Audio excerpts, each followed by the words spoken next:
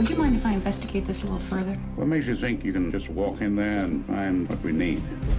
They're called boobs, Ed. Can I just... Yeah, just... Hexavalent chromium can be very harmful. So it kills people. Oh, yeah. You're a lawyer? Hell no.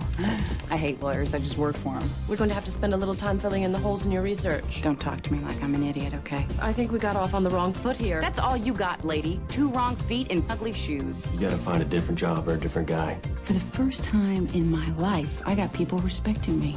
Please don't ask me to give it up. You're emotional, you're erratic, you make this personal, and it isn't. That is my work, my sweat, my time away from my kids. If that's unpersonal, I don't know what is. We're gonna get them, Erin, aren't we? They're all signed, every single one. How did you do this? Seeing as how I have no brains or legal expertise, I just went out there and performed 634 sexual favors. I'm really quite tired. Every day is a winding road. I get a little bit closer. $20 million is more money than these people have ever dreamed of.